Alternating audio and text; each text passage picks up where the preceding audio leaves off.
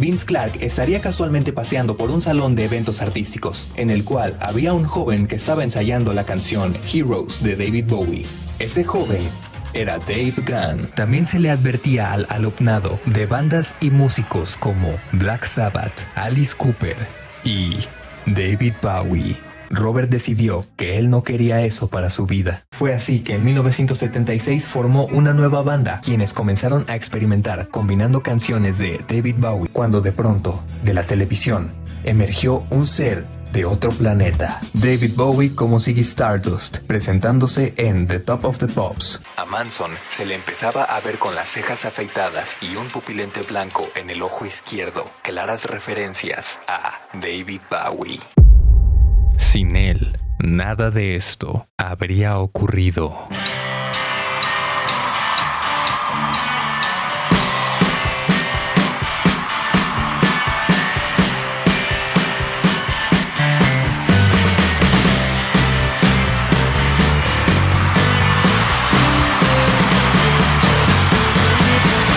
David Bowie, el Mesías del rock.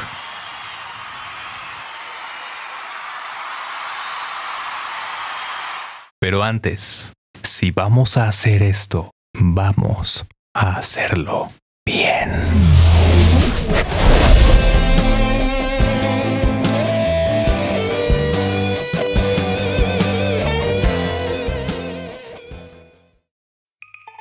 El 8 de enero de 1947 ocurrió un suceso que no se ha repetido y muy probablemente no se repetirá jamás. Un suceso ocurrido en Brixton, Londres. ¿Qué ocurrió? El nacimiento de David Robert Jones. Un pequeño que aparentemente no tenía nada de especial. No venía de ninguna familia acaudalada ni poderosa. Su padre, un publicista llamado Haywood Stanton Jones, y su madre, una acomodadora del cine local llamada Margaret Mary. David también tenía un medio hermano llamado Terry Burns. Sus padres, a pesar de no ser una pareja privilegiada, sí que eran aficionados y amantes del arte y la cultura, algo que por supuesto le inculcaron a David. Pero lo realmente interesante empieza cuando David entra a la escuela a los 6 años de edad.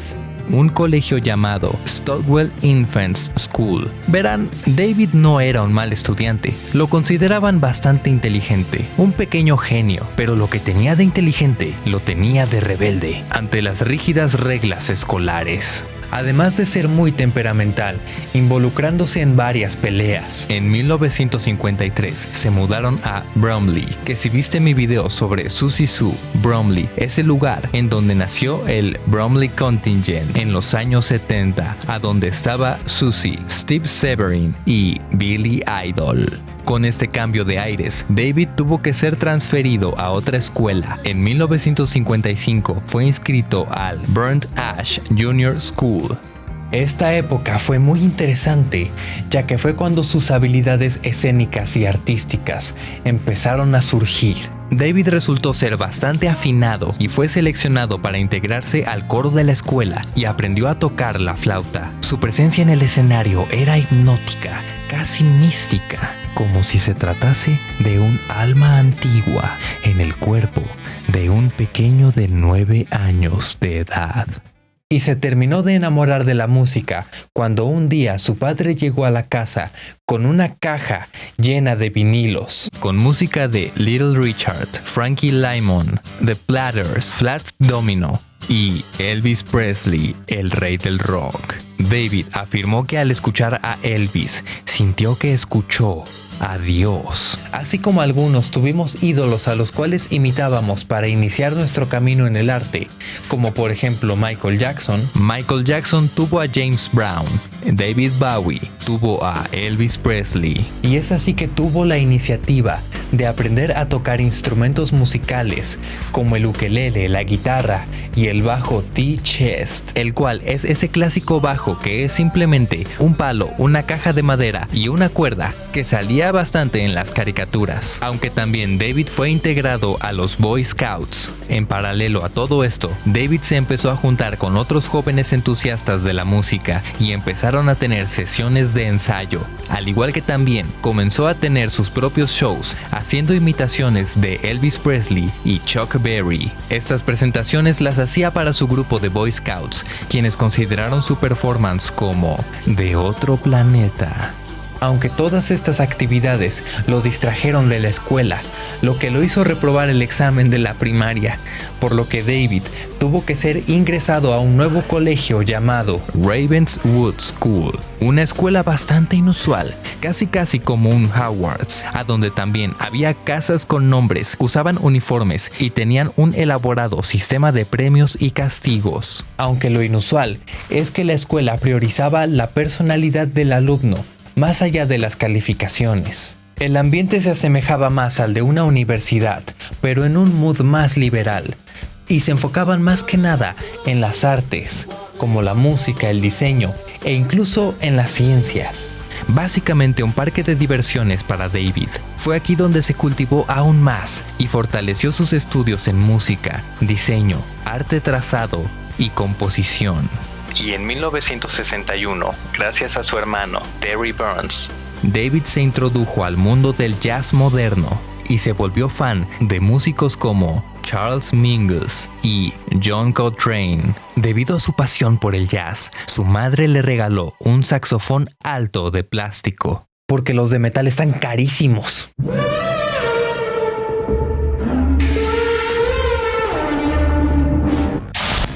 Y comenzó a tener clases particulares de música. Hasta que en 1962 llegamos a un momento que fue clave para su éxito. David tenía un amigo llamado George Underwood. Ellos dos empezaron una discusión por una chica, la cual a ellos dos les gustaba. Esta discusión llegó hasta los golpes, y George llevaba puesto un anillo y le propinó un golpe en el ojo izquierdo a David. El propio David explicó que ni siquiera fue un puñetazo como tal, pero fue propinado en un ángulo extraño, lo que causó un rasguño en el ojo. Recibió atención médica inmediata, y los doctores no pronosticaban nada bueno. Temían que perdiera la vista de ese ojo. Pero después de una serie de interminables cirugías y una hospitalización de 4 meses, la visión del ojo de David pudo ser restablecida, pero no del todo, ya que los músculos del ojo encargados de dilatar y contraer la pupila quedaron paralizados, lo que le causó problemas, como una mala percepción de la profundidad y una pupila permanentemente dilatada, lo que hace que sus ojos parezcan de diferente color cada uno. Después de casi perder la vista, David, a sus 15 años, estaba listo para empezar a picar piedra en la música, así que formó su propia banda llamada Conrads. La formación variaba entre 9 y 8 miembros, entre los que estaba George Underwood, el mismo niño que casi le saca el ojo años antes. Conrads tocaba en varias fiestas y bodas. Tan decidido y seguro estaba David de sus sueños y metas que abandonó la escuela a los 16 años, esto con la intención de convertirse en una estrella. Pero su madre le dijo: ¿y la de chambear no te la sabes? Y le consiguió su primera chamba como ayudante de electricista. Pero esto no detuvo a David. Nada podía hacerlo desistir de sus sueños. A pesar de que en su infancia y adolescencia nunca le faltaron sus padres, apoyándolo en la medida de sus posibilidades, su relación con ellos no era muy cercana, pero con quien sí tenía un vínculo era con su medio hermano, Terry, a quien consideraba como su maestro y su protector. Lamentablemente, Terry a la edad de 29 años fue diagnosticado con esquizofrenia y fue internado en un hospital psiquiátrico. Esto fue un golpe duro para David, no solo por haber sido alejado de su mejor amigo, sino también porque había una gran probabilidad de que él desarrollara dicho padecimiento. su banda Conrads la disolvió, debido a que el compromiso y ambición de sus compañeros era menor a la de él, y decide fundar una nueva banda llamada King Bees. Pero esta vez apuntaría más alto. David no dudó en escribirle una carta al empresario John Bloom pidiéndole que fuera el manager de la banda, diciéndole textualmente que hiciera lo que Brian Epstein hizo para The Beatles. Pero John Bloom rechazó la oferta, pero milagrosamente los conectó con Leslie Combe, quien se convirtió en su primer manager y lanza su primer sencillo, Lisa Jane, el 5 de junio de 1964, acreditada a David Jones and the King Bees. La canción no tuvo nada de éxito comercial, por lo que David decide dejar a The King Bees y crea una nueva banda llamada The Manish Boys, y formaron una asociación civil en pro de los jóvenes varones con cabello largo para que un hombre con una gran cabellera dejara de ser mal visto. Now, exactly who's being cruel to you? Well, I think we're all fairly tolerant, but for the last 2 years we've had comments like darling and can I carry a handbag thrown at us. I think it's just had to stop now. Exactly how are you going to stop people being cruel to you? Come on, that's your idea. Well, if anybody is chucked out of a factory job or removed from a public bar or saloon bar, you'll get a petition written up and sent to either the LCC. Y lanzaron otro sencillo, I Pity the Fool, el cual fue un fracaso, lo que otra vez hizo que David abandonara la banda y se reintegrara a Lower Third, un trío con influencias de The Who. Otro proyecto para David que tampoco tuvo éxito, así que decidió tomarse un descanso para estudiar mímica en el teatro Sadler Wells, y David formó otro grupo llamado The Boss, y una vez más lanzaron un sencillo sin éxito, y David se integró a otro grupo, The Riot Squad. Grabaron varias canciones, pero no fueron publicadas. Es en ese momento en el que David Jones decide ponerse un nombre artístico, en parte también para evitar que lo confundieran con Davy Jones de la banda The Monkees, y decide adoptar el apellido de James Bowie, un aventurero y mercenario estadounidense, inventor del cuchillo Bowie, y es así que se convierte oficialmente en David Bowie. David Bowie decide probar suerte y lanza un sencillo como artista solista llamado The Laughing Gnome de 1967, que tampoco tuvo éxito. Aún así, David se anima a lanzar su álbum debut llamado David Bowie el 1 de junio de 1967, un trabajo de rock pop psicodélico y music hall, el cual otra vez fue un fracaso. ¿Qué clase de maldición era esta? Un intento tras otro y tras otro. Aunque ninguno de sus intentos parecía dar en el blanco, él nunca se rindió, pero se tomó un descanso de 2 años después de lanzar su álbum homónimo.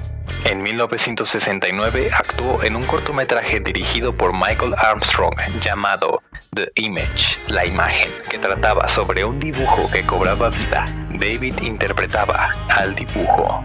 En estas épocas conoció al bailarín Lindsay Kemp, quien le dio consejos para expresarse mejor liberando sus ángeles y demonios. David Bowie estudió arte dramático junto a Lindsay.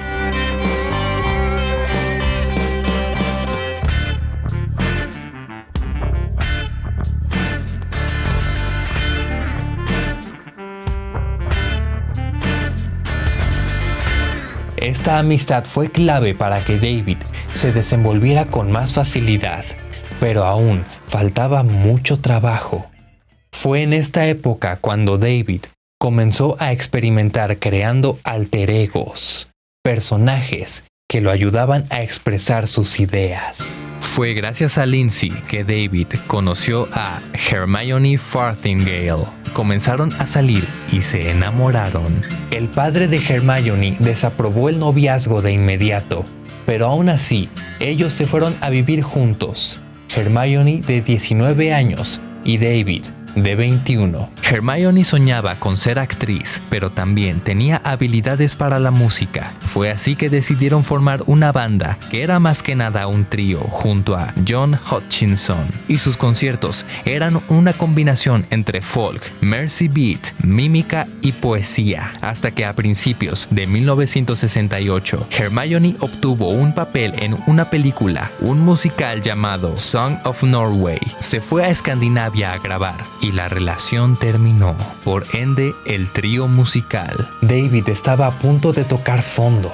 Ninguno de sus proyectos dio resultado y su relación terminó abruptamente.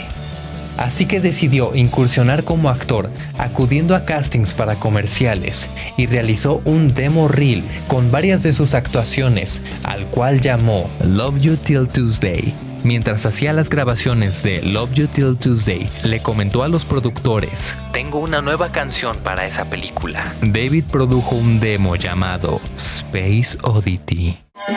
This is ground control to Major Tom. You've really made the grade. Pero debía pulirla aún más, y así lo hizo. 1969, Led Zeppelin lanza su primer álbum, y el 20 de julio llegamos a la luna. Pero 9 días antes, David estrenó oficialmente Space Oddity, la cual contaba la historia de un solitario astronauta llamado el Mayor Tom. Y por fin, David tenía un éxito. La llegada a la luna no hizo más que avivar el éxito de Space Oddity, entrando en el top 5 del Reino Unido, y Bowie comenzó la realización de un nuevo álbum bajo la discográfica de Philips el 7 de noviembre, aunque primero fue lanzado bajo el nombre de David Bowie, al igual que su primer álbum, y en Estados Unidos fue lanzado como Man of Words, Man of Music, por parte de Mercury Records. En este año, David Bowie conoció a Angela Barnett y se enamoraron. Esta mujer fue clave para el éxito de David Bowie. Una mujer valiente y extravagante que animaba y apoyaba a David en sus sueños, y en 1970 contrajeron matrimonio y Angela se convirtió en Angie Bowie. En este mismo año, David Bowie hizo su debut musical en la televisión, interpretando Space Oddity. This is ground control to Major Tom. You've really made the grade. And the papers want to know whose shirts you wear. Y aunque esto podía significar el comienzo de su éxito, algo no terminaba de cerrar.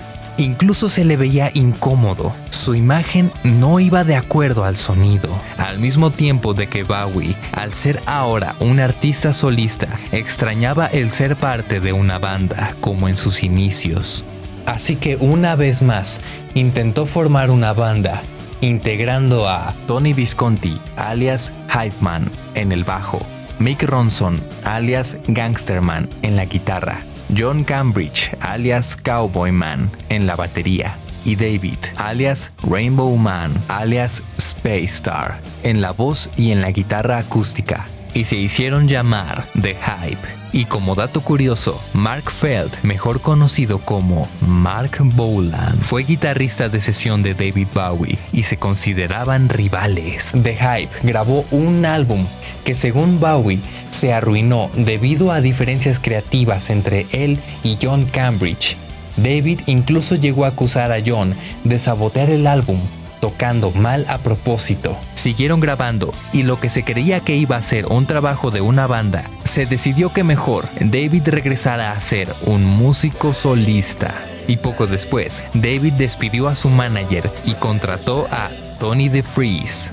David Bowie, quien estaba muy enfocado en el folk y en un sonido más acústico, decidió dar un giro a todo esto, tanto en el sonido como en lo visual. Es así que el 4 de noviembre de 1970, David Bowie estrena The Man Who Sold the World, un álbum de glam rock y hard rock.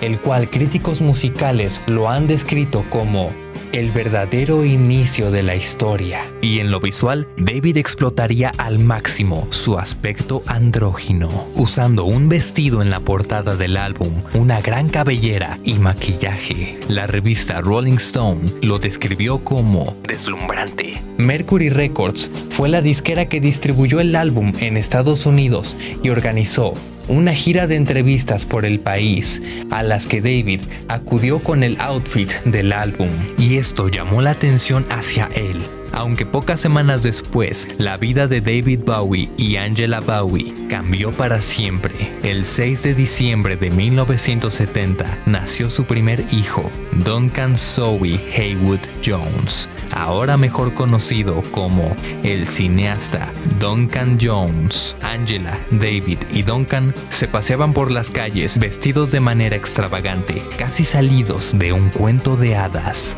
Sin saberlo, estaban anunciando que una nueva era estaba por venir para todo el mundo. Por lo consiguiente se llevaron burlas, asombros, incluso hasta agresiones. Pero esto no era todo. Como ya vimos, David tenía una fijación por los Estados Unidos y en esta gira tomó inspiración de dos icónicos artistas, Iggy Pop y Lou Reed. Él ya más o menos ubicaba a Iggy Pop, debido a que la exnovia de David Bowie una vez le escribió sobre una alocada estrella de rock llamada Iggy o Ziggy. Todo esto inspiró a David para crear un alter ego que fuese una combinación entre Iggy Pop y Lou Reed, pero que este también fuese un extraterrestre venido de Marte. Y así nació la idea de Ziggy Stardust. Pero esta idea se quedaría guardada por un tiempo, ya que David Bowie estaba muy ocupado componiendo y grabando un nuevo álbum con la discográfica RCA. El 17 de diciembre de 1971, David estrena Hunky Dory con los temas de Changes, Oh You Pretty Thing y Life on Mars. Las composiciones de Bowie, que de por sí ya eran bastante interesantes, comenzaban a ser aún más ingeniosas, aún más grandes. Por fin la carrera de David Bowie parecía ir en ascenso, pero todavía faltaba algo. La meta era crear un culto alrededor de David Bowie, así como a Elvis o a The Beatles, por lo que debían de tomar medidas drásticas. La prensa estaba prestando mucha atención a David Bowie, pero no por su música, sino por sus preferencias sexuales. David, molesto por esta situación, decide aprovechar este oleaje mediático para dar una contundente declaración diciendo "soy gay", como si se tratase de una elaborada estrategia. Esto atrajo aún más la atención a este músico andrógino, padre y esposo bisexual, y su música empezó a ser más escuchada. Ahora que David tenía la atención del mundo, era momento de desempolvar una de sus ideas que tuvo en su gira hacia los Estados Unidos. Era momento de crear a Ziggy Stardust. ¿Pero cómo? David tomó todo lo que lo había nutrido artísticamente en su vida. Tomó a Iggy Pop, Lou Reed, Vince Taylor y en el cine se inspiró con la película La Naranja Mecánica de Stanley Kubrick, el teatro, la mímica y la cultura japonesa. David viajó a Japón y conoció al actor de teatro kabuki, Bando Tamasaburo, para que le enseñara técnicas tradicionales de maquillaje japonés.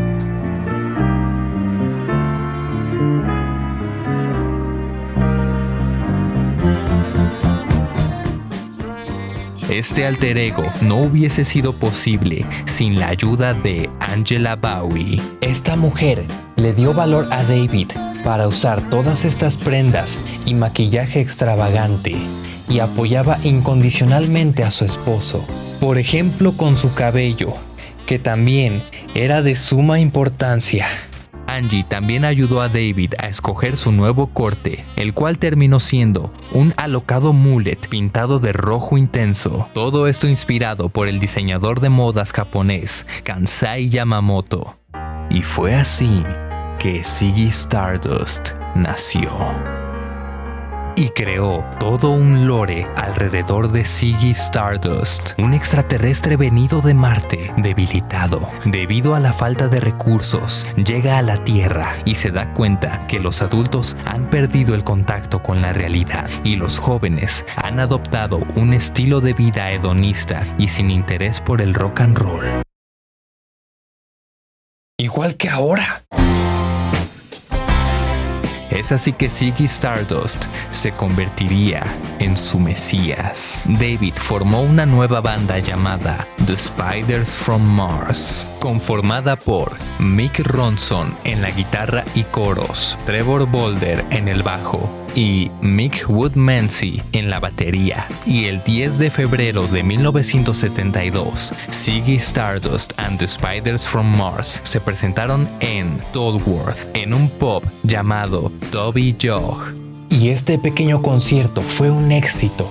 Aquí fue donde comenzó el verdadero culto a David Bowie. La gente estaba hipnotizada por él, así que no podía perder el tiempo. Era hora de un nuevo álbum. El 16 de junio de 1972, David Bowie lanza The Rise and Fall of Ziggy Stardust and the Spiders from Mars. Y este trabajo convirtió a David Bowie en el padre del glam rock.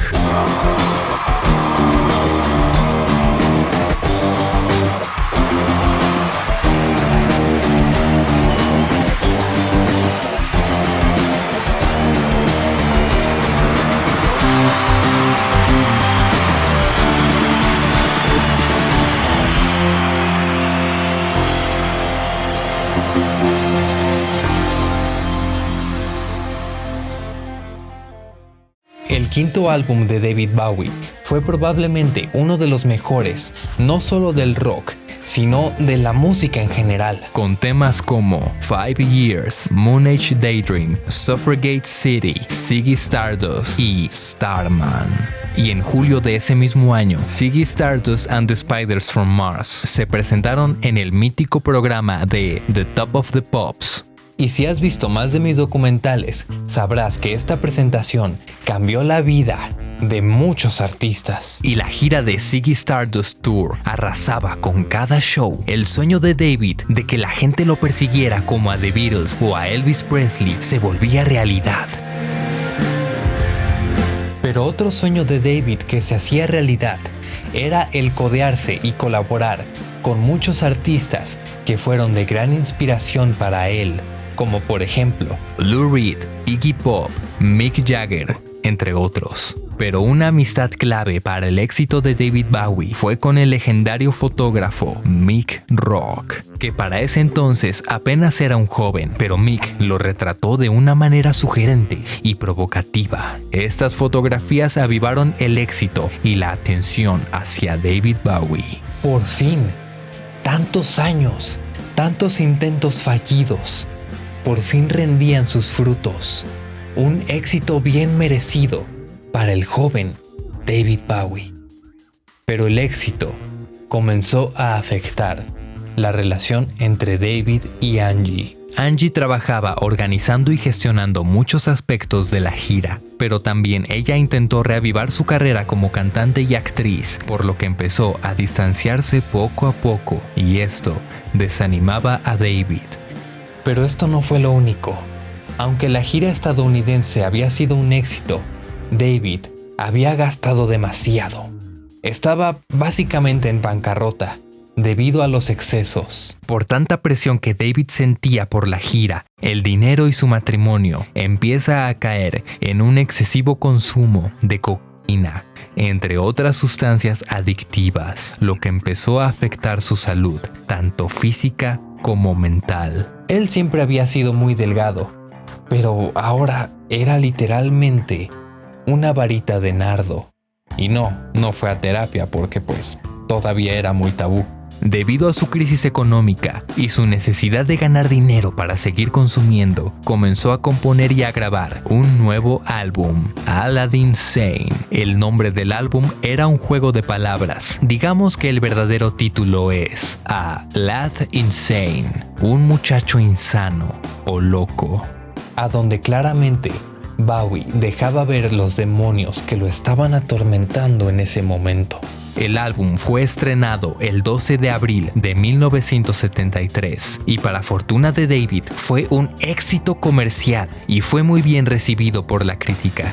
Su cuerpo y su mente podrían estar abatidos por sus adicciones, pero su capacidad para interpretar y componer eran impecables. Pero un gran éxito conlleva una gran presión. En uno de los conciertos de la gira, David Bowie colapsa y cae desfallecido sobre el escenario. Obviamente, debido a la gran cantidad de trabajo y su cuerpo debilitado por su adicción a las sustancias. A pesar de este susto, David lo ignoró y continuó con la gira. Y aunque seguía cosechando éxito tras éxito, este estilo de vida no le trajo más que problemas. Sumado a todo esto, comenzó a disociar cada vez más y comenzó a ver al personaje de Ziggy Stardust como una personalidad aparte que cada vez tomaba más el control de su cuerpo.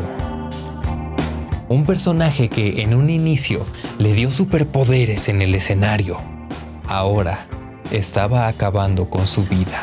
Quien de por sí ya tenía un pánico de que su mente se viera deteriorada por la esquizofrenia, al igual que su hermano, ahora con todo esto, sintió cerca el fin de su cordura. David se preguntaba a sí mismo, ¿a quién aman de verdad? ¿A mí? ¿O a Ziggy Stardust? En el último show de la gira, David Bowie anunció la muerte de Ziggy el 3 de julio de 1973. Not only is it the last show of the tour, but it's the last show that we'll ever do. Thank you. David Bowie dejó a Ziggy Stardust and the Spiders from Mars, y aún así, la gente pedía aún más. Y aunque David estaba cansado de Ziggy, no estaba cansado para seguir creando. El 19 de octubre del 73, David lanza un álbum llamado Pin-Ups, un álbum de covers como homenaje a los artistas favoritos de David, con una sola canción original, Sorrow, que tuvo a David en el puesto número 3 de los artistas con mayores ventas del Reino Unido. También se embarcó en un proyecto que jamás vio la luz. Pretendía crear un musical basado en la obra 1984 de George Orwell y escribió un total de 21 canciones para el musical. Pero todo esto se canceló debido a que no pudo conseguir los derechos de la obra. Pero eso no detuvo a David y el 24 de mayo de 1974 estrenó Diamond Dogs, a donde podemos escuchar Rebel Rebel. El álbum recibió muy buenas críticas. Casi todo el mundo coincidía que con cada álbum que David sacaba iba mejorando en calidad, tanto en composición como en sonido y letras. Aunque Ziggy Stardust había muerto, David seguía con su mullet naranja y la ropa ultra extravagante y colorida, pero ya era hora de un cambio. Y vaya que lo hubo. Por cierto, hablando de cambios visuales, si te gustaría ver cómo me hice este look inspirado en David Bowie, te invito a mi Instagram y a mis otras redes sociales como Facebook y TikTok. También te invito a que escuches mi música original, la cual se encuentra en todas las plataformas disponibles como Spotify, Deezer, YouTube Music, Apple Music, etc. Los links te los dejo abajo en la descripción. Y por favor te pido encarecidamente que compartas este video si es que te está gustando, te suscribas al canal si es que aún no lo has hecho, le des like a este video y lo comentes. Eso sería de gran apoyo para uno. También si te gustaría apoyar monetariamente al canal, puedes hacerlo con el super gracias o a través de PayPal. Aquí te dejo el Gmail con el que puedes hacer tu donación. Si haces una donación tendrás una mención especial al final de los documentales. Ahora sí, continuamos. Pero tiempo atrás, David había comenzado una relación con la cantante Ava Sherry mientras se llevaba a cabo la gira de Ziggy Stardust. Esto era algo de lo que Angie estaba al tanto y parecía estar de acuerdo. hasta que David decidió mudarse a Nueva York junto a Ava. Y aunque al parecer habían pactado tener una relación poliamorosa, esto le cayó a Angie como una patada en el hígado, cayendo en un ataque de ira y celos, exigiéndole fidelidad a David. Su relación, que de por sí ya se había tornado algo tensa, ahora se empezaba a fracturar. Pero ese no fue el fin de los problemas. David por fin había dejado atrás el look del extraterrestre rockero. Seguía siendo extravagante, pero creo que la diferencia es evidente. Pero la adicción de David por la cocaína se había intensificado. Quienes convivían con él afirmaban que literalmente estaba en los huesos y que su piel se había vuelto tan frágil y pálida como el papel, y que se había vuelto paranoico y emocionalmente inestable. En este estado inició la gira de Diamond Dogs Tour, a donde incorporó elementos que ya había usado en sus inicios, como el teatro, la mímica y el baile. La gira fue algo sin precedentes, con espectáculos de luces, esculturas, coreografías y mucho más. Un espectáculo tan grande que los estaba haciendo gastar más dinero del que ganaban, orillándolos a otra crisis económica. David Bowie era la estrella más grande con menos dinero en la industria. Debía seguir creando y actuando. El descanso y la rehabilitación no eran una opción. Debido a tanta presión, la adicción de David aumenta, al grado de que su dieta diaria se basaba en cocaína y leche. There's a fly floating around in my milk. And there's a foreign body in it, you see, and he's getting a lot of milk. It's kind of how I felt. Y aún así, a pesar de que su cuerpo y su mente estaban desmoronándose, musicalmente hablando, seguía siendo un genio y su talento estaba intacto. David estaba trabajando al máximo para poder pagar las deudas de sus anteriores proyectos, sacando un álbum por año. Es por esta razón que el 7 de marzo de 1975, David Bowie lanza su noveno álbum, Young Americans. Para suerte de Bowie, el álbum tuvo un gran auge, con sonidos de soul, rock y rhythm and blues, o como se le conocía por aquellos tiempos, la música negra. El mismísimo Bowie llamaría a este género como Plastic Soul y también declararía lo siguiente: los restos aplastados de la música étnica que sobreviven en la era del Musa Rock, escritos y cantados por un británico blanco. Sí, había muchas cuestiones raciales en este álbum. Ay, pero bueno. Ahora veo a Morocha como realmente es, una mujer fuerte y lo más importante, una amiga negra. Este álbum tuvo temas sumamente exitosos como Young Americans y Fame. Esta canción fue hecha en colaboración de John Lennon en los coros y la guitarra, y también junto al infravalorado guitarrista y compositor Carlos Alomar. Pero fue este encuentro con John Lennon lo que lo hizo aclarar sus ideas, por lo menos en el aspecto financiero, ya que el manager de David, Tony DeFries, se estaba quedando con un gran porcentaje y Lennon le aconsejó a Bowie que tomara acción legal lo más pronto posible, y David despidió a su manager. En 1976, David estrena el álbum Station to Station, a donde nos presentó a un nuevo alter ego, The Thin White Duke, el delgado duque blanco. Pero los problemas para David continuaron cuando decidió mudarse a Los Ángeles, y fue ahí donde su adicción llegó a un punto crítico, al grado de tener lagunas mentales y despertar en las alcantarillas de la ciudad sin recordar cómo había llegado ahí.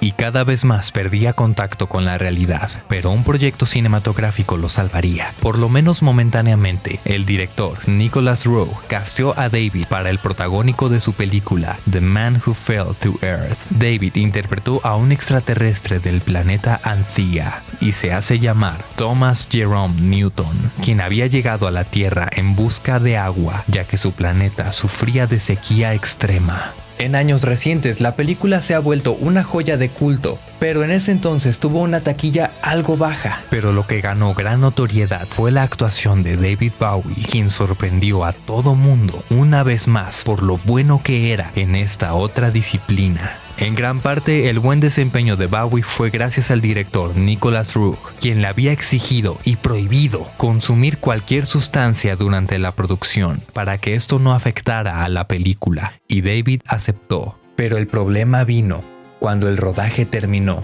y David volvió a consumir con más fuerza y tuvo varias sobredosis. Tan fuerte fue su consumo que su habla comenzó a verse afectada, como lo dejó ver en una entrevista para London Weekend Television. Se dice que las palabras de Bowie eran ininteligibles. Tan mal salió esta entrevista que nunca fue publicada. También, debido a su constante estado alterado, comenzó a meterse en problemas, con comentarios sobre ideologías sumamente controversiales. Se cuenta que una vez afirmó que el Reino Unido se beneficiaría más con un líder fascista, y en una ocasión fue detenido en una aduana por poseer propaganda del Partido Nacionalista Obrero Alemán. Y se llegó a rumorar que David saludó a un grupo de fans haciendo el saludo nazi. Pero después esto lo desmintió él mismo, diciendo que simplemente lo habían fotografiado con el brazo alzado. Y sí le creo, la neta en esta foto nomás se ve que está saludando así con la manita girándola. Aún así, tiempo después le adjudicó todas estas conductas y comentarios controversiales a sus adicciones y al personaje de The Thin White Duke, y que en ese entonces había estado teniendo una hiperfijación por la mitología de Adolf Hitler. David decide mudarse a Suiza junto a su hijo y a su esposa Angie, pero su matrimonio estaba por los suelos. Su relación, que había comenzado con una gran atracción, admiración, amor y apoyo, ahora era distante e indiferente, como desconocidos el uno del otro. Tanto así que al poco tiempo de llegar a Suiza, David se fue a vivir a Berlín junto a Iggy Pop con una misión: el acabar con su adicción a las drogas. Como forma de terapia para tratar sus adicciones, incursiona en la pintura.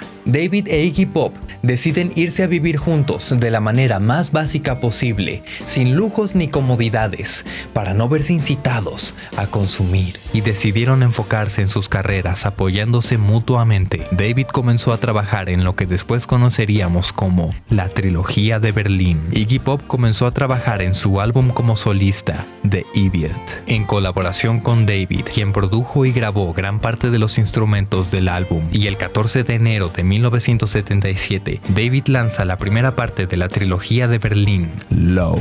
En su momento, el álbum no fue tan bien recibido como sus anteriores trabajos, pero años después se diría que solo estaba adelantado a su tiempo, y Low fue una de las influencias claves y principales para otros subgéneros como lo fue el post-punk. Al mismo tiempo que batallaba con estar limpio y sobrio, seguía componiendo y creando música que fuera a contracorriente de la música popular de la época, como la música disco. El 14 de octubre del 77 lanza uno de sus trabajos más emblemáticos y populares, Heroes. El álbum no se parecía en nada a lo que se estuviera escuchando en ese momento. Fue nombrado como álbum del año y se posicionó en el número 3 de las listas del Reino Unido. El tema principal, Heroes, al tratarse sobre una pareja que se enamora a través del muro de Berlín, anima a Bowie a hacer 3 versiones de la canción, una en inglés, otra en alemán y otra en francés. La canción se volvió un clásico inmediato. Después de este éxito, en un intento de quitarse esta imagen de rockero adicto, enemigo de todo el mundo, David decide hacer una participación especial en un especial de Navidad de Bing Crosby, a donde cantaron a dueto. Aunque fue raro ver a David de esta forma, en navidades posteriores este dueto se volvió todo un éxito.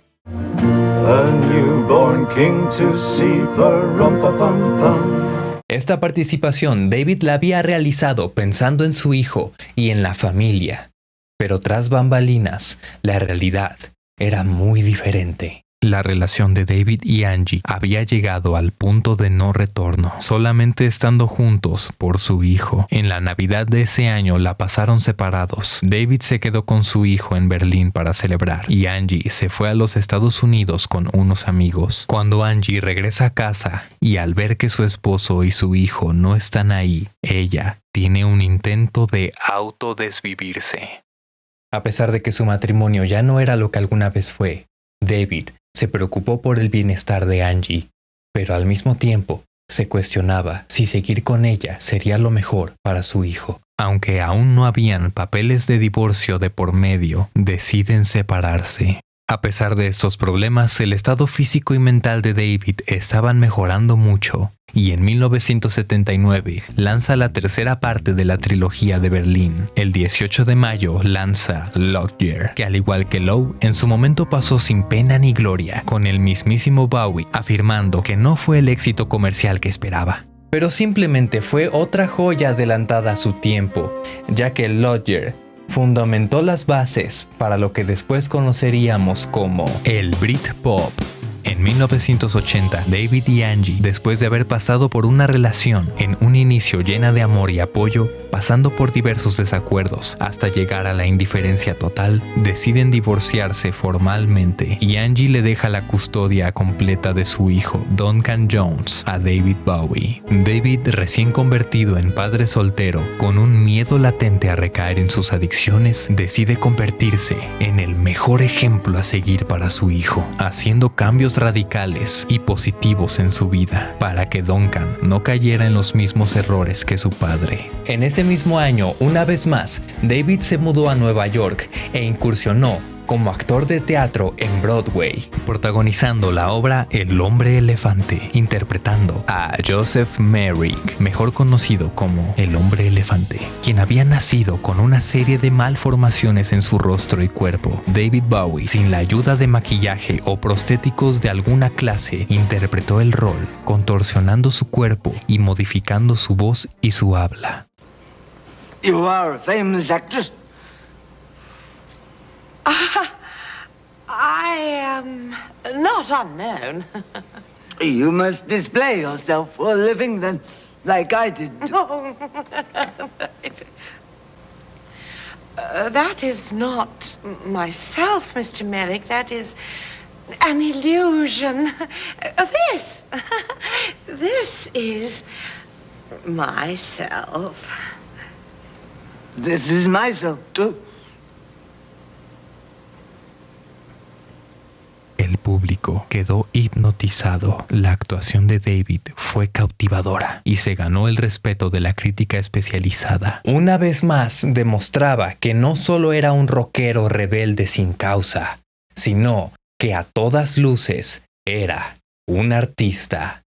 Siguiendo con esta fijación por los marginados y los rechazados, el 12 de septiembre de 1980, David Bowie lanza el álbum Scary Monsters and Super Creeps con los temas de Fashion y Ashes to Ashes. En este último tema, David revivió a un personaje que lo ayudó a alcanzar la fama en sus inicios, el Mayor Tom. Con estilo New Romantic Underground, para el video musical quería a mucha gente alternativa, creeps y marginados, por lo que David fue en persona al Club Blitz en Londres, en donde en ese momento estaba trabajando un tal George Alan O'Dowd, quien después conoceríamos como Boy George, quien desgraciadamente no pudo participar en el video de David Bowie, aunque esa es otra historia. Pero el 8 de diciembre de 1980, David sufrió la pérdida de uno de sus más grandes amigos e ídolos. John Lennon es privado de la vida en Nueva York.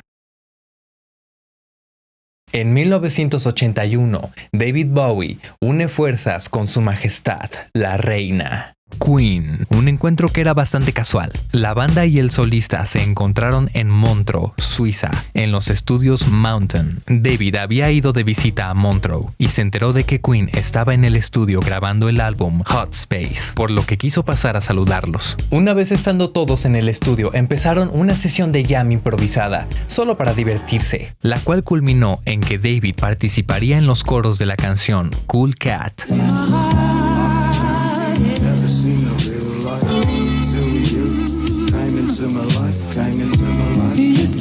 pero a nadie le gustó cómo quedó, por lo que David sugirió que mejor compusieran algo nuevo y diferente. Queen decidió desempolvar un demo que tenían llamado Feel Like.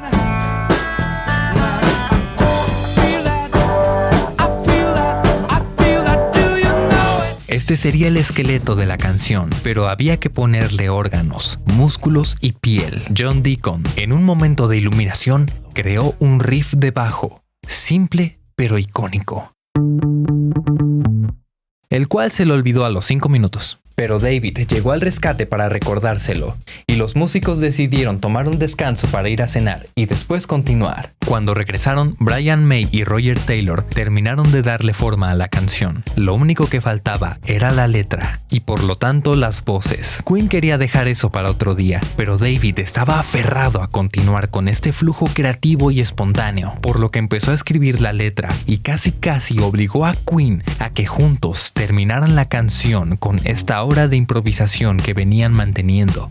Y David le propuso a Freddie que se metieran a la cabina de voz para improvisar la letra de la canción. Debido a que Freddie no estaba acostumbrado a trabajar de esta manera, estos dos empezaron a discutir acaloradamente. Lo que había iniciado como una visita casual se había convertido en una intensa sesión de composición. Freddie accedió a la propuesta y comenzaron a escribir la letra mientras la cantaban. Y provisionalmente decidieron llamarla People on Streets. Una vez que ya tenían compuesta la canción, deciden grabarla al día siguiente. Pero ahora ni John Deacon ni David Bowie se acordaban del riff de bajo. Pero quien sí se acordaba era Brian May, y salvó el día. Pero David tenía otra sugerencia, y dijo que un mejor título para la canción sería Under Pressure. A Queen no le gustaba mucho ese nombre, pero decidieron confiar en el Duque, y fue así que este gran clásico nació.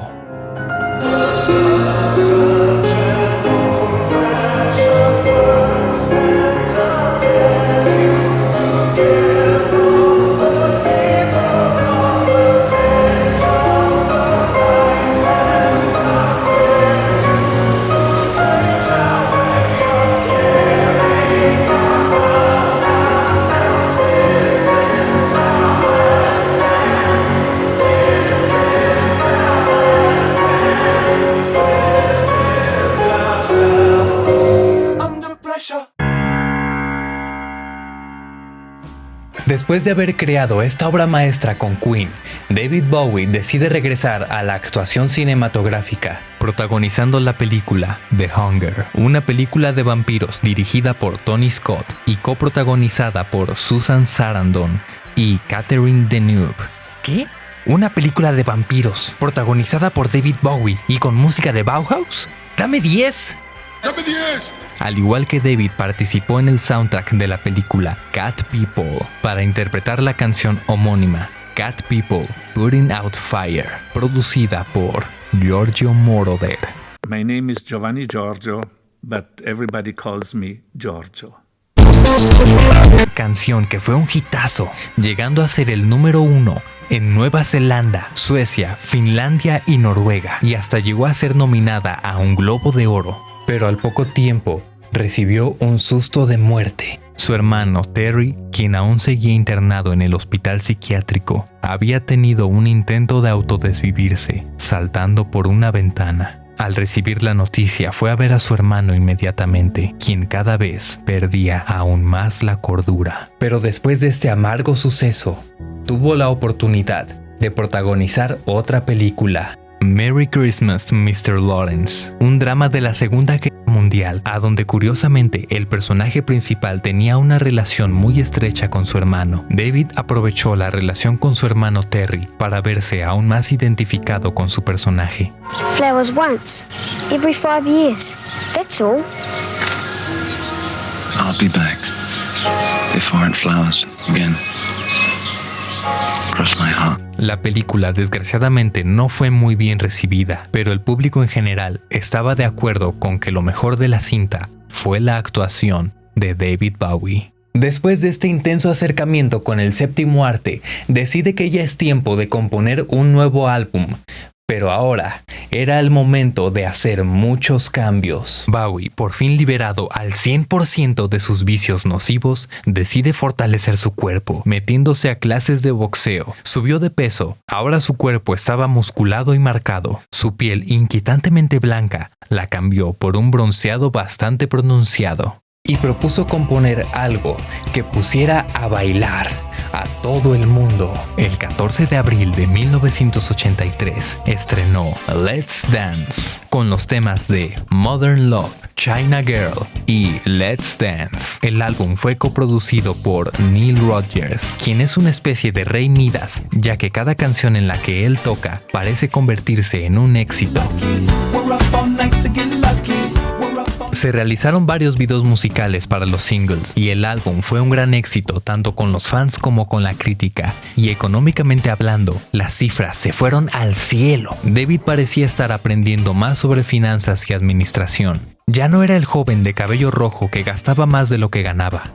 Y se embarcó en la gira promocional del álbum, Serious Moonlight, la cual solo duró 6 meses, pero tuvo un gran auge. Ya que su bisexualidad había sido una simple estrategia de marketing, David anunció que ahora era puramente heterosexual.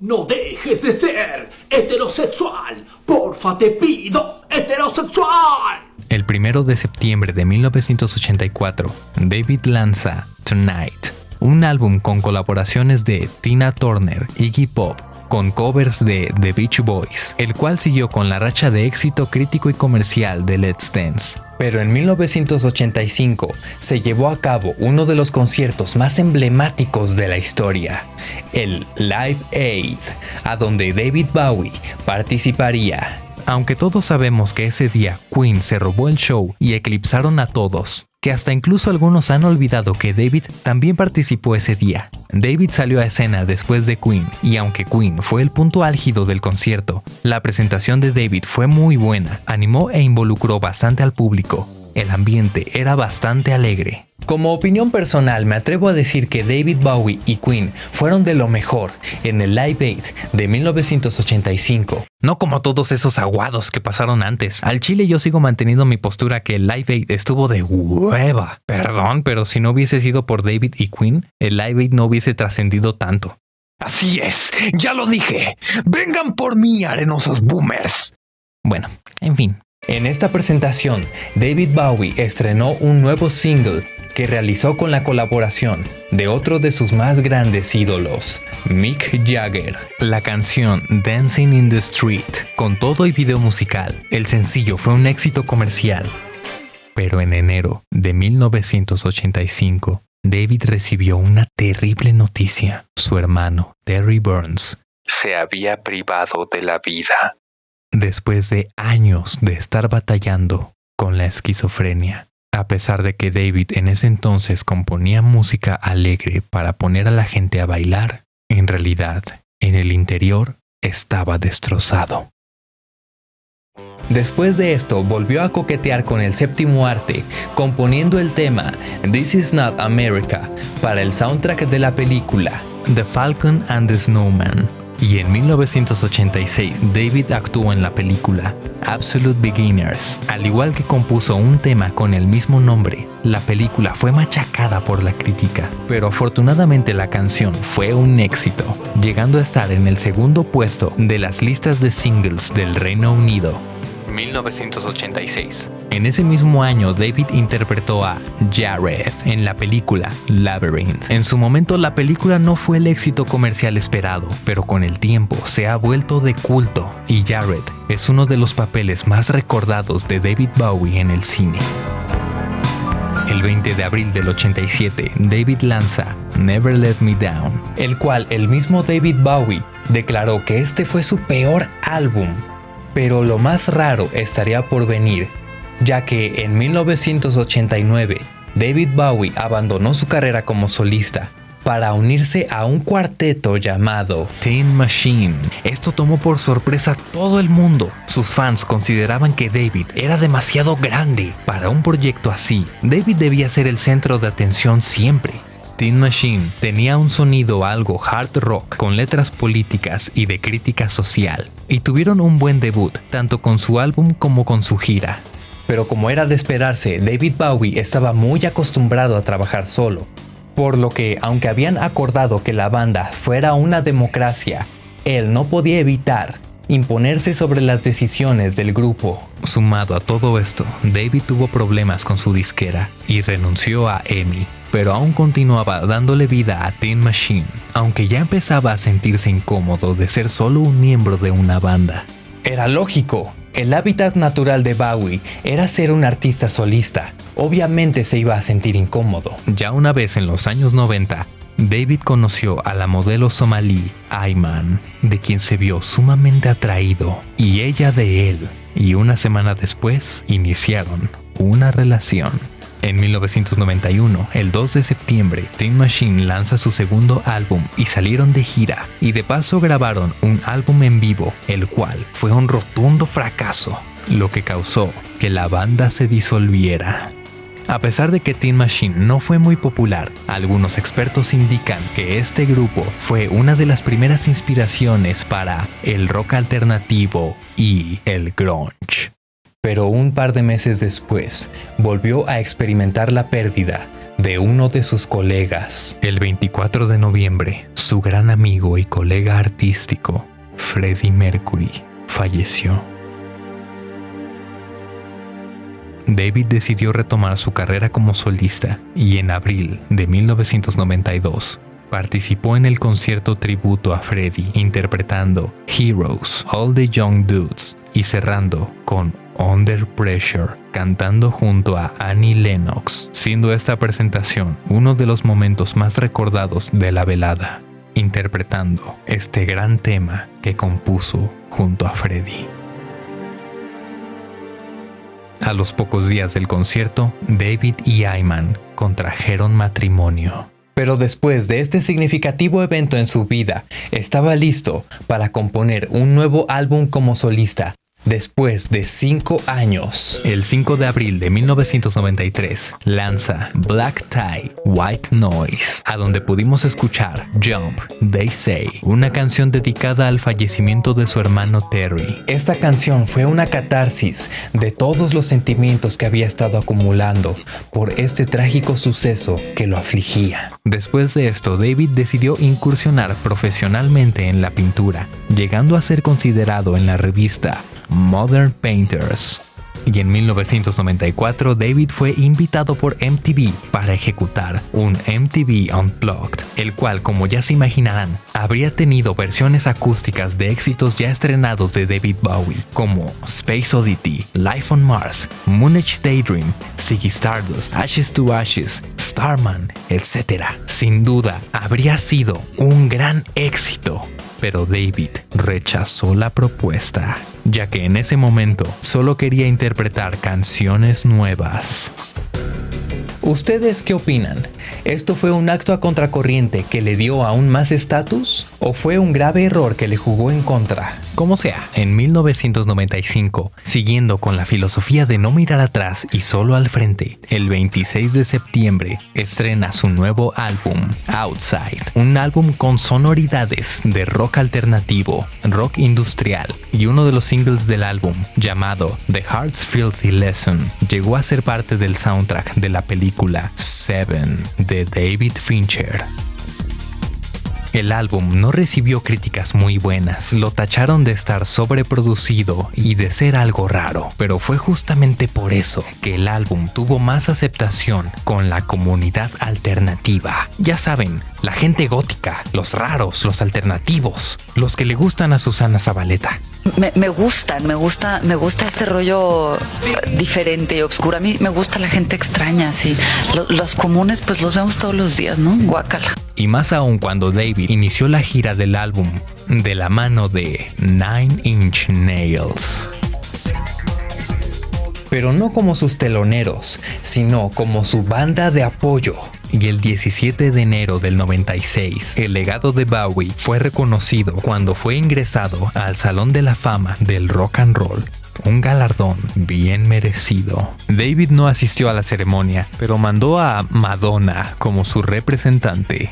Pero el hiperactivo David Bowie no tenía tiempo para celebrar. El 3 de febrero de 1997 lanzó Earthling, el cual volvió a ser un éxito comercial en el Reino Unido y en los Estados Unidos, con temas como Little Wonder y I'm Afraid of Americans. Este último tema fue remezclado y producido por Trent Reznor para la película Showgirls, y David recibió una estrella en el Paseo de la Fama de Hollywood. En 1998 compuso la canción Safe para el soundtrack de la película de Los Rugrats y colaboró con la banda Placebo en la canción Without You I'm Nothing. Y también colaboró con Angelo Badalamenti en un tributo a George Gershwin.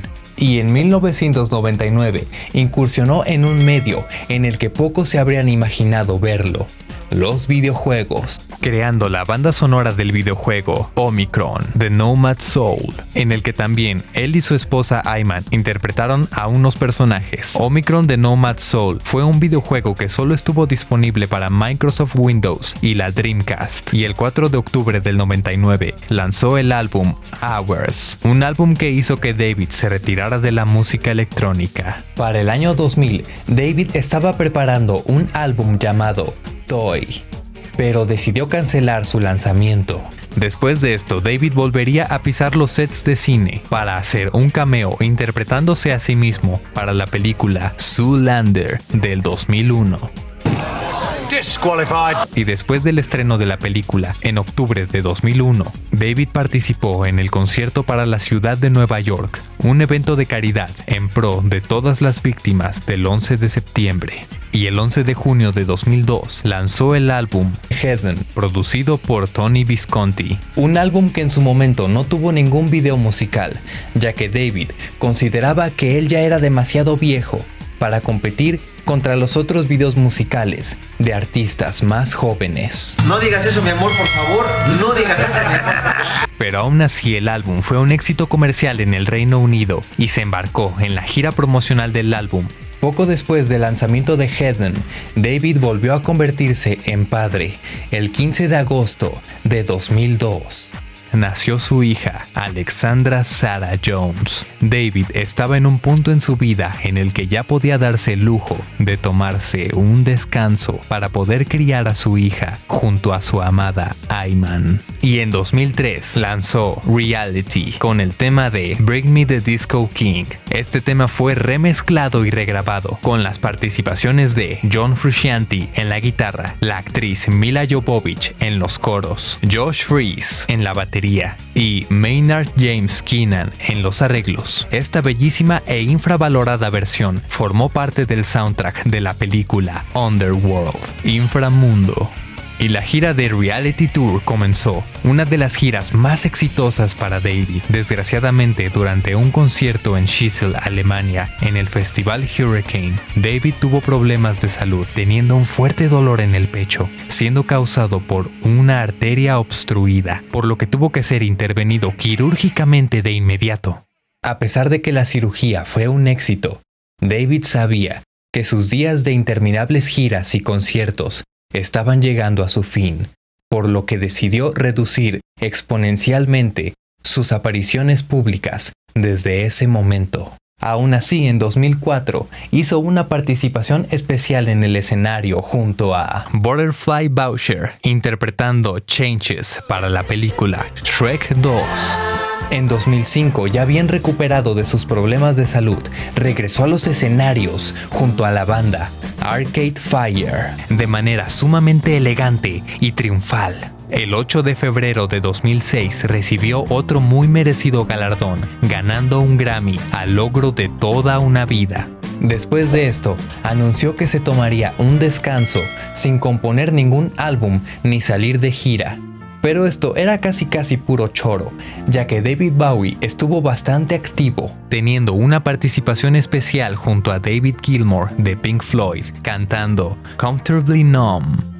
También actuó junto a Alicia Keys en un concierto benéfico para infantes. Y también regresó al cine de la mano de Christopher Nolan para la película de The Prestige, El Gran Truco, interpretando de manera sublime al gran científico Nikola Tesla.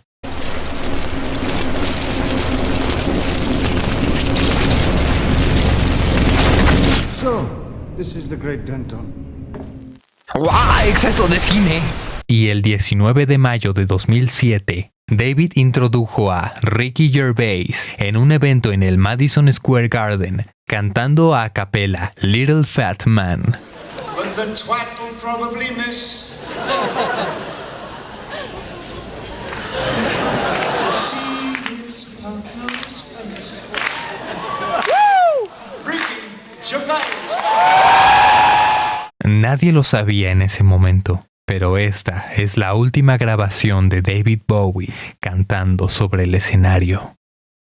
6 años después, 2013. Para su cumpleaños número 66, el 8 de enero de 2013, anunció que después de una ausencia de 10 años, lanzaría un nuevo álbum. El 11 de marzo estrenó mundialmente el álbum The Next Day. Un álbum que tenía como meta ser la subversión del mismísimo David Bowie. Es por eso que la portada del álbum es la portada de Heroes, pero con un cuadro blanco con el nombre del nuevo disco. Y el nombre de Heroes es tachado.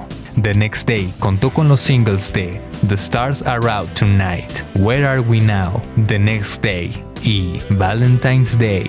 Cada uno con su respectivo video musical, que tuvo la participación de grandes actores y actrices de renombre, amigos de David Bowie. The Next Day contó con la participación de Marion Cotillard, que la pudimos ver en películas como The Dark Knight Rises, y de Gary Oldman, actor que podemos ver en películas como The Professional, Drácula de Bram Stoker, la saga del Caballero de la Noche, etc.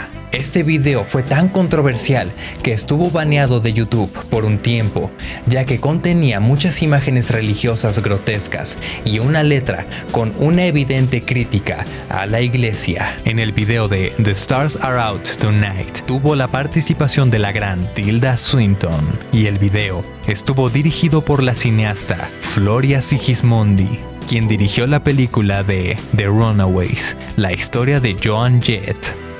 Y también dirigió videos para Marilyn Manson. The Next Day llegó a estar en el puesto número 1 en las listas británicas. Con este álbum, David Bowie demostraba que no importaba el tiempo, no importaba su edad y no importaba el panorama musical actual, él siempre se impondría como el Mesías del rock.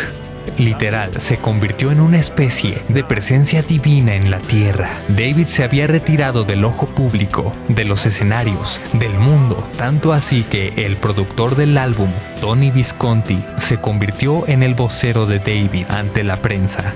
Y el 19 de febrero de 2014, en los Brit Awards, David fue premiado como el mejor artista masculino solista. El premio fue entregado por Liam Gallagher y recibido por una amiga de David, la modelo Kate Moss. You maniacs didn't think David Bowie was actually going to be here.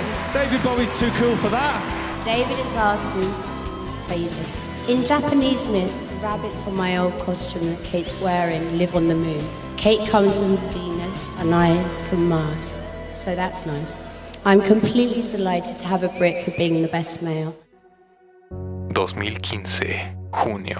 David, quien había estado sufriendo problemas de salud, en junio de 2015, el hombre de las estrellas recibió terribles noticias, pues había sido diagnosticado con un agresivo cáncer hepático.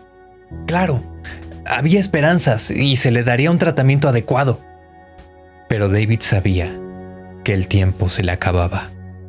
¿Y qué fue lo que hizo David? Decidió crear una última obra maestra y empezó a componer un nuevo álbum al mismo tiempo que luchaba contra su enfermedad. Cuando inició el proceso de grabación, se puso en contacto con su fiel productor, Tony Visconti, y agendaron las sesiones de grabación. Cuando el primer día llegó, los músicos estaban ahí. Tony Visconti, el productor, también estaba ahí esperando a David. Y cuando él llega, desconcierta a todo el mundo, pues llegó sin cabello, sin cejas, sin pestañas y muy delgado. David, siendo muy consciente de esto, decide llamar a Tony para hablar en privado y comentarle sobre su estado. Tony Visconti rompe en llanto al enterarse, pero no había tiempo para lamentar. Había una obra maestra que realizar. Las grabaciones del álbum comenzaron, pero el estado de David empeoraba. Al terminar las sesiones, David llamaba por teléfono a Tony para hablar sobre el álbum, la vida, la enfermedad. Tony se convirtió en uno de sus últimos confidentes. David tenía bajas expectativas sobre su enfermedad y Tony solo le decía: "No te preocupes, vas a vivir". Los meses pasaron y sorprendentemente, David parecía estarse recuperando. El tratamiento funcionaba. Tony se alegraba por él, pero David le decía: "Sí, bueno, no celebremos tan rápido. Ya veremos cómo va". Fue gracias a esta mejora que pudo completar el álbum, al mismo tiempo que preparaba una obra de teatro llamada Lazarus. A David le volvió a crecer el cabello y grabó un video musical para el nuevo álbum. Parecía que sí había esperanzas. Hasta que llegó el mes de noviembre de 2015. La enfermedad de David Bowie regresó con más fuerza y se había extendido a todo su cuerpo. Esto era todo. El fin se acercaba. La muerte lo volteó a ver y le sonrió, y David le devolvió la sonrisa. Afrontó su destino final con gran valentía e incluso hasta con humor, y empezó a despedirse de su círculo más cercano. Una de estas personas fue el actor Gary Oldman, a quien le escribió una carta contándole la situación. Gary recuerda que había una parte en la que David escribió: "La buena noticia es que mis pómulos regresaron". En noviembre de 2015, David se encontraba filmando su último videoclip y fue en ese momento que decidió abandonar su tratamiento para abrazar en su totalidad a la muerte. El álbum y los videos estaban listos, pero él quería seguir creando y en paralelo seguía con su obra de teatro, Lazarus, una obra off-Broadway con un aforo reducido y de bajos costos, la cual logró estrenar el 7 de diciembre de 2015.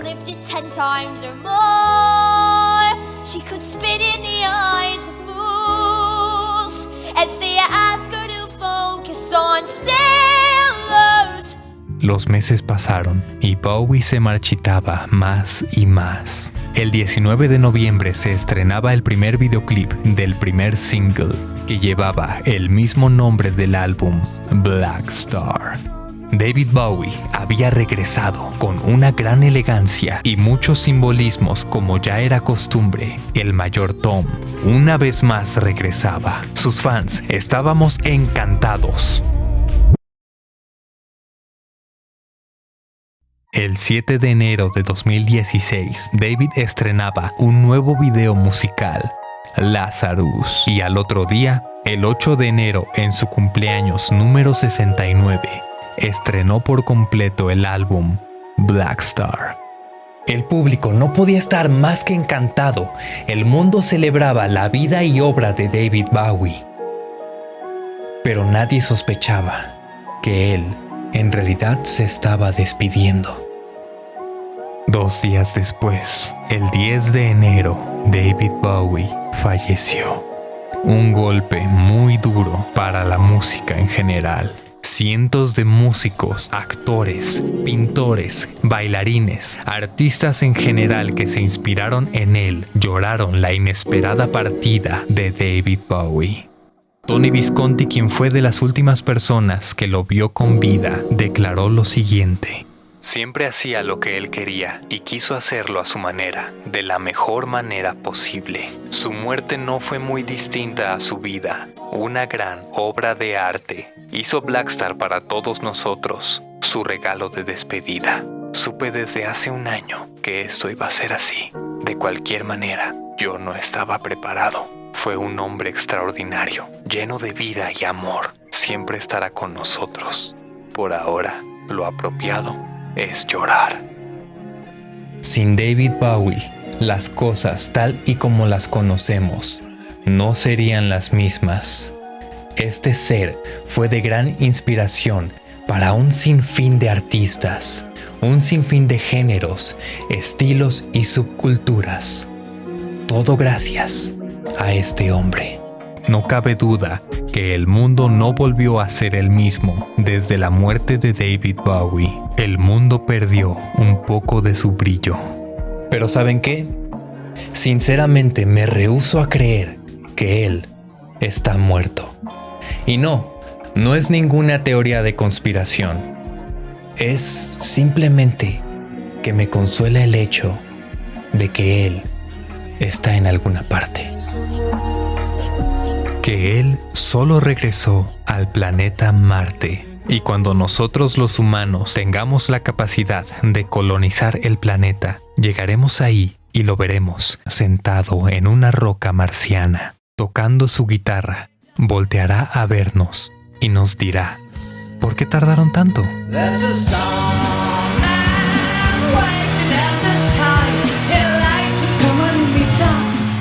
Never work for other people. Always remember that the reason that you initially started working was that there was something inside yourself that you felt that if you could manifest it in some way, you would understand more about yourself and how you coexist with the rest of society. I think it's terribly dangerous for an artist to fulfill other people's expectations. I think they generally produce their worst work when they do that. The other thing I would say is that if you feel safe in the area that you're working in, you're not working in the right area. Always go a little further into the water than you feel you're capable of being in. Go a little bit out of your depth, and when you don't feel that your feet are quite touching the bottom, you're just about in the right place to do something exciting.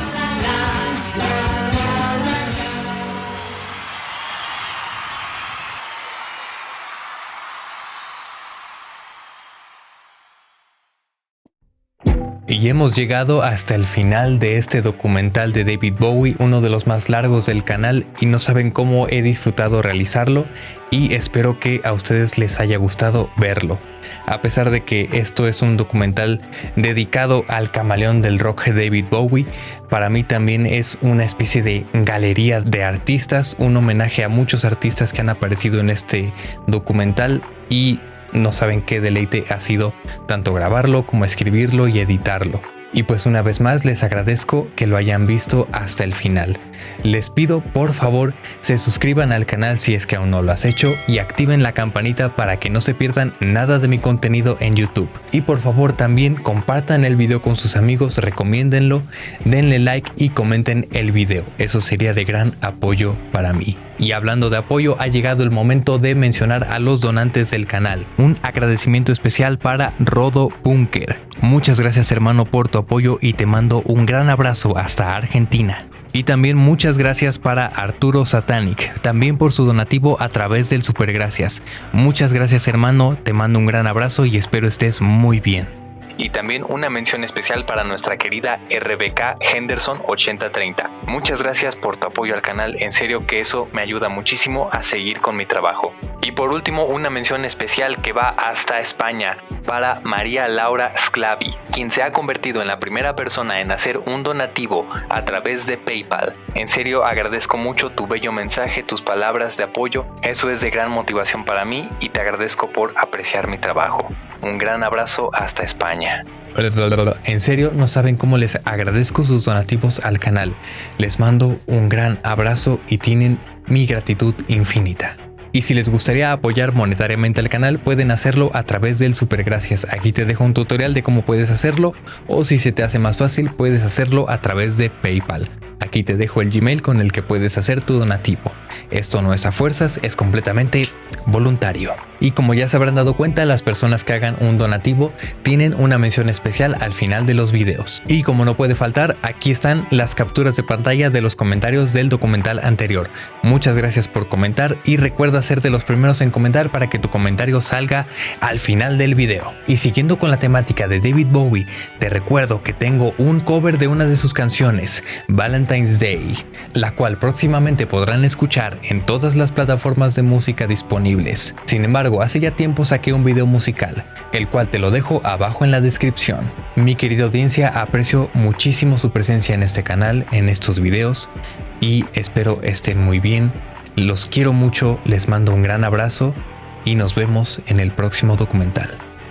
Yo soy Martin Mirage. Muchas gracias.